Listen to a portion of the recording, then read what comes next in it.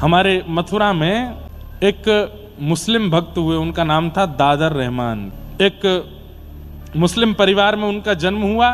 दूर दूर तक ठाकुर जी से कोई संबंध नाता नहीं था उनका। मदरसा पढ़ने के लिए जाते थे, लेकिन बड़े सीधे थे, मन बड़ा निर्मल था इनका। भले ही मुस्लिम परिवार में जन्मे थे, लेकिन ईद आदि के मौके पर जब हिंसा होती थी तो ये अपने घर में छुप करके बैठते, बहुत रोते। इनकी माँ बोलती, क्यों रोते हो? मुझसे देखा नहीं जाता, आप जीव को क्यों मारते हो? उसको भी तो जीने का अधिकार है। कोई व्यक्ति हमारे पेट को भरने के लिए थोड़ी जीवित होगा। तो जो मदरसा जाने का रास्ता था, उस रास्ते में एक मंदिर पड़ता था, पर मंदिर के बाहर एक लकड़ी की एक आड़ जैसी थी, ताकि चलते फिरते लोगों को सीधे ठाकुर जी का दर्शन ना हो। जिसका मन हो वो भीतर आके दर्शन करे। पता नहीं कैसे एक दिन रात्रि में वो लकड़ी की जो आड़ थी वो टूट गई। अब उसकी मरम्मत कराने के लिए पुजारियों ने किसी को बोला, उसने कहा कि 10-15 दिन लगेंगे। ठाकुर जी को देखना है उसको और दिखवाना है खुद को। मंदिर के आगे से रोज निकलते थे, कभी दिखे तो थे नहीं ठाकुर जी। पर आज दादर रहमान छोटा बालक मदरसा पढ़ के लौट रहा था। जैसी उसकी दृष्टि पड़ी अंदर, आज वो दीवार नहीं थी, तभी त्रिभंग ललित श्याम सुंदर और बगल में किशोरी जी खड़ी हैं। वो झांकी दिखी तो रुक गया, या कहो 4 कदम आगे बढ़ गया था, 3 कदम पीछे आया, फिर देखा और बाहर से ही देखता रहा। और देखते देखते अब ये तो पता ही होता है सब लोगों की, ये ठाकुर जी हैं और ये इनकी प्रियसी श्री किशोरी जी हैं, श्री राधा रानी हैं। इतना तो उसको भी पता था। अच्छा, ये हिंदुओं के भगवान हैं, कितने प्यारे हैं। इनका मुखमंडल कितना सुंदर है, इनके नेत्र कितने प्यारे हैं, इनके गाल कितने सुंदर हैं, इनके हाथ कितने सुंदर हैं, ये खड़े कितने प्यारे हैं, कैसे त्रिभंग लली ऐसे बन के खड़े हैं। वो बस ये, उसको कुछ और नहीं पता है, वो केवल झांकी देख रहा है। देखता रहा, देखता रहा, देखता रहा। थोड़ी देर बाद कुछ ब्राह्मण लोग वहां आ गए और उन्होंने जब उसको मंदिर के अंदर देखते हुए देखा तो ऐसे थोड़ा घूर करके उसकी ओर देखा, तो डर के मारे वो वहां से चला गया। लेकिन घर गया, अब वो पानी भी पी रहा है। पानी पीने में कितना लगता है? 5 सेकंड, लेकिन वो मुख से लगाए पात्र को बस सोच ही रहा है। कैसी छवि थी, पोशाक कितनी अच्छी थी, बाल कितने सुंदर थे, नेत्र कितने अच्छे थे। मां घर से बाहर बार बार जाने नहीं देती थी, मौका ढूंढ रहा है, मैं कैसे दोबारा जाऊं। तो एक ही उपाय था, कल जब मदरसा जाऊंगा तो फिर देखूंगा। तो बस रात भर यही है, रात्रि तुम जल्दी जाओ, जल्दी से सुबह उदय हो। सूर्य उदय होते ही पिताजी ने बैठा दिया, नमाज पढ़ो। तो जो भी क्रम था वो अपना करने लगा। बस उसको तो उत्सुकता थी। माँ ने बाल भोग बनाया था, मुझे भूख नहीं, मैं जा रहा हूँ, आज मौलवी जी ने जल्दी बुलाया है, मैं जा रहा हूँ। चला गया। कोई मौलवी ने जल्दी नहीं बुलाया था, उसको देखना था। मंदिर के बाहर खड़े होकर फिर देखने लगा। कल तो देख करके कैसे तैसे चला गया। अब मंदिर के बाहर मुख्य रास्ता था, वहां कुछ ठेले दुकानें आदि कुछ लगी थी। तो कभी किसी दुकान पर बैठ करके वहां से कुछ सामान लेके खाने लग जाए, देखने के लिए बहाने ढूंढे। कभी किसी दुकान पर खड़े होकर वहां से देखे, कभी कहीं खड़े होकर के देखे। अब तो मदरसे का समय हो गया, समय पूरा हो गया। बालक वापस लौट के घर जाने लगे और दादर रहमान वहीं खड़े खड़े ठाकुर जी को देख रहा है।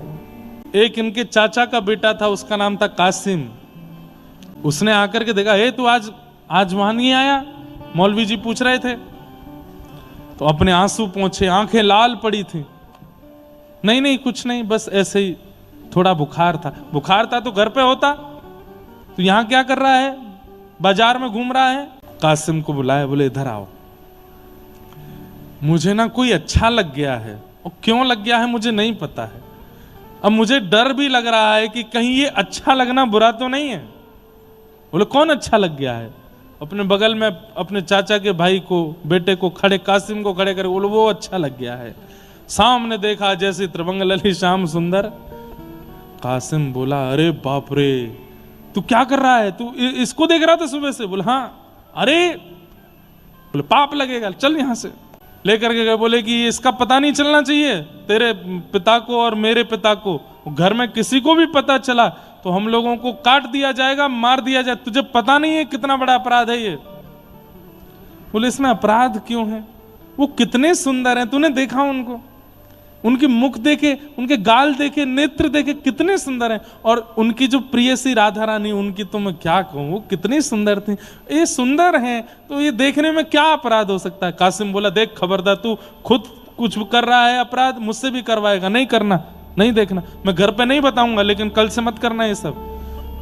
कासिम को कुछ खाने के लिए कुछ चीज अच्छी लगती थी बाजार की, तो दादर रहमान वो खरीद लाया, अपने चचेरे भाई को वो सामग्री दी खाने की, खुश हो गया, अरे वाह तू मेरे लिए लाया।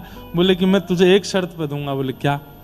मुझको देखने दिया कर, घर पे किसी को पता चलना नहीं चाहिए, मैं पढ़ने नहीं जाऊंगा मदरसे में, मुझे बस उनको देखना है, तू घर पर नहीं बता। तो बोला नहीं नहीं ये नहीं होगा। बोले देख आज एक दे रहा हूं, कल 2 सामग्री दूंगा, परसों 4 दूंगा, तुझे रोज खिलाऊंगा, घर पर नहीं बताना। कैसी अद्भुत लीला है।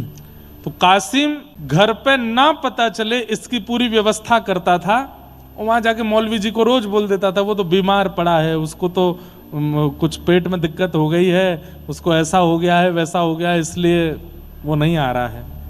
4-5 दिन निकलने के बाद कासिम बोले देख आज मौलवी जी कह रहे थे अगर दादर नहीं आया तो मैं उसके घर जाके देख के आऊंगा उसको, भाई क्यों नहीं आता है वो।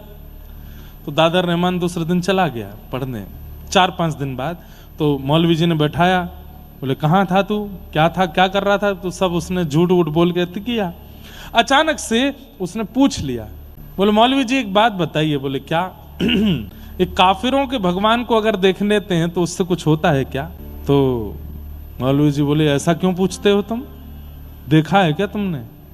नहीं नहीं मैंने देखा नहीं, बस पूछ रहा हूं। हम मथुरा में रहते हैं, यहाँ चारों तरफ उनके मंदिर हैं, कभी दिख जाए तो और बड़े उन्होंने नियम बता दिए, ये ऐसे नमाज करना, फिर ये करना, ये वाला क्रम करना पड़ेगा, वहां तुम्हारा तीर्थ है वहां जाकर के ये करना पड़ेगा, और ऐसा कर तब जाकर के उसका जो पाप होगा वो निकलेगा। दादर रहमान बोला बहुत कठिन है, नहीं करना मुझे।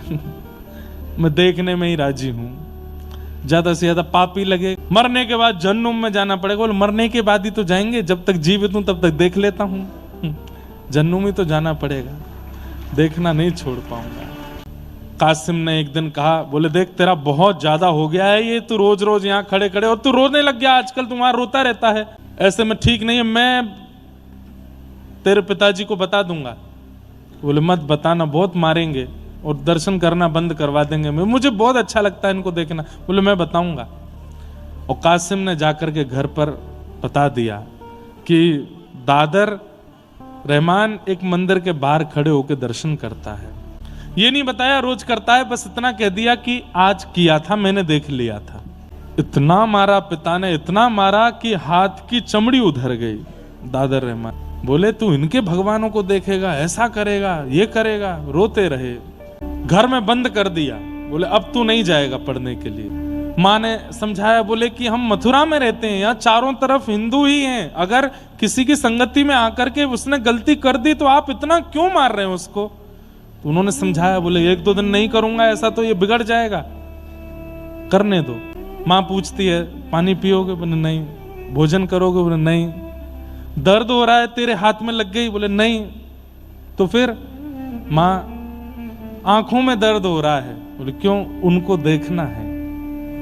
माँ तू मेरे साथ चल के देख तो सही, वो कितने सुंदर हैं, उनका स्वरूप, उनका श्रृंगार, उनका तू रूप देखेगी ना माँ, तू भी मोहित हो जाएगी। माँ तो घबरा गई, बोले ये हमारे घर का बेटा, इसको क्या हो गया? ये 2-4-10 दिन तक दर्शन नहीं करने दिए, घर से बाहर नहीं जाने दिए। तो दादर रहमान को लगा अब मुझे नाटक करना पड़ेगा, तभी मैं घर से निकल पाऊंगा। तो एक दिन सुबह उठ के नमाज अदा करने लगे। पिताजी को लगा कि नहीं सुधर गया। पिताजी से जाके बोले पिताजी आज के बाद नहीं करूंगा, मुझसे गलती हो गई और मैं अब पूर्ण तरह जो हम लोगों का है उसका ध्यान रखूंगा। बोले हाँ बस यही बात। अब तुम मदरसा जाता है और जैसे जैसे वो मंदिर समीप आता है मन में बस स्थिति होती है और दूर से ही बोलता आ रहा है। वो नाम भी नहीं जानता ठाकुर जी का, वो बस ये जानता हिंदुओं के देवता, ये हिंदुओं के देवता मैं तुमसे प्रार्थना करता हूँ, मार्ग यही है, मुझे निकलना पड़ेगा सामने से। आज मुझे 2-4 दिन मदरसा जाने दो, मुझको रोकना नहीं, पर मैं एक बार तुमको देखूंगा। मुझे पकड़ नहीं लेना, मुझे जाने देना, पर मैं देखूंगा जरूर।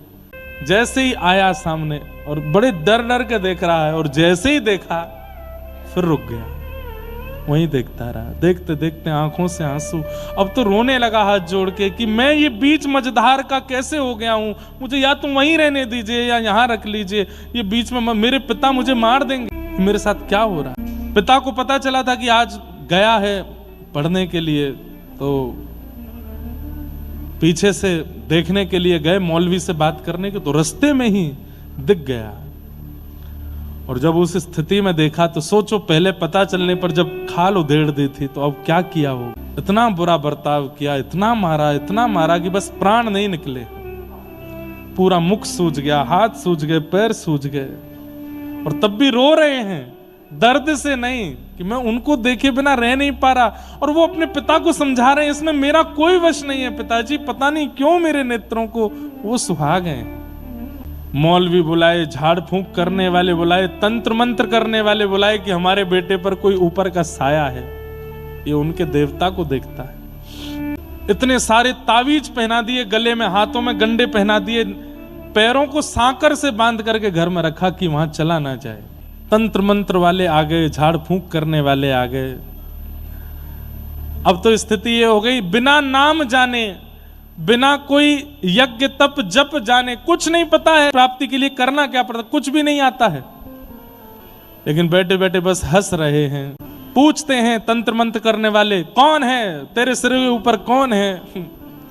तो बोले, घर से निकल के जब मदरसे के रास्ते पर जाओगे तो बाएं हाथ पे एक मंदिर पड़ेगा, वहां जो खड़े हैं वही हैं, वही हैं, तन में, मन में, जीवन में, बुद्धि में, चित्त में, नेत्रों में, बस उनके अलावा कुछ नहीं, उन्हें देखना है। अब तो वो प्रार्थना करने लगे ठाकुर जी से कि नाथ अब मैं नहीं रह पाऊंगा, अब मेरी स्थिति कुछ ऐसी हो गई है कि मैं कुछ जानता भी नहीं आपके बारे में, मुझे आपका नाम भी स्पष्ट नहीं पता, बस देखने की इच्छा है मेरी, अब कृपा। और बस एक दिन मौका पा करके पहुंच गए मंदिर के बाहर, प्रतीक्षा कर रहे हैं कि मंदिर खुले, दर्शन हो। घर से भाग करके मौलवी आदि सब ढूंढ रहे हैं कहाँ हैं, छुप करके बस प्रतीक्षा कर रहे हैं, एक बार झलक दिख जाए प्राण त्याग दूंगा। आज जैसे ही ठाकुर जी का दर्शन करने के लिए पहुंचे, कपाट खुलते ही सामने जब श्याम सुंदर को देखा, दर्शन करके नतमस्तक हुए, नतमस्तक होकर के जैसे ही पुनः उठ करके देखा तो ठाकुर जी सचल होकर के प्रकट हो गए, और प्रकट होकर के दादर को अपने हृदय से लगा करके अपने में ही विलीन, उसको अपने संग ही ले गए ठाकुर जी। नहीं मिले, फिर ठाकुर जी में ही विलीन हो गए।